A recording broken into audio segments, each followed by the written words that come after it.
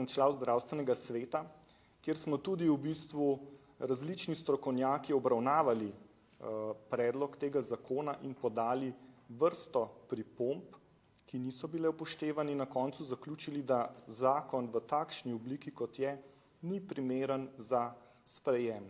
In v bistvu, če najvišje posvetovalno telo Ministrstva za zdravje, ki ga v bistvu imenuje ministrstvo, ne upošteva lastnih strokovnjakov in predlaga v bistvu zakonodajo, ki smo slišali, da ni dobra za bolnike, potem je nekaj narobe.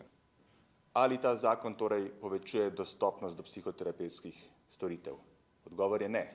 Zaradi tega, ker je ministrstvo reklo, da bo v naslednjih 2 letih samo 40 timov financiralo in mi imamo že kader vrhunski, več kot 100 specializantov klinične psihologije, ki imajo najvišje standarde na evropski ravni, ki bojo lahko vršili psihoterapevtsko obravnavo, in ta zakon dejansko kvečjemu dodatno omejuje njihovo delo zaradi tega, ker znižuje kriterije, ki so potrebni za strokovno obravnavo.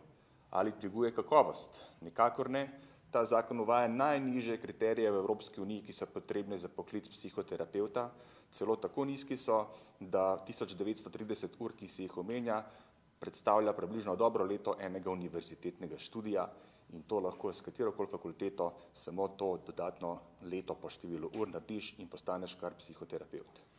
Ali ta zakon povečuje varnost in kakovost obravnave bolnikov? Nikakor ne. V zakonu je napisana odgovornost takšna, da psihoterapevt ne bo odgovoren tudi za usodno poslabšanje zdravstvenega stanja pacientov, če ne bo prepoznal še do sedaj neprepoznane duševne motnje ali bolezni. To je dejansko smrtno nevarno in zakon kljub vsem nadzorom, ki jih omenja, popolnoma odvezuje odgovornost psihoterapevta za posledice tudi usodne, dejansko pomanjkljivega znanja, da niti ne prepoznajo tega. To so, se pravi, nekak presek pozitivnih in negativnih stvari. Pozitivnih je nič, negativnih je pa ogromno. Zato je enostavno tak zakon norost sprejemati. To, da je jasno, da je potrebno narediti psihoterapevtsko zakonodajo in regulirati poklic, seveda je jasno, vendar potem se je treba ozirati po primerih dobre prakse, ne pa po primerih neobstoječe najslabše prakse.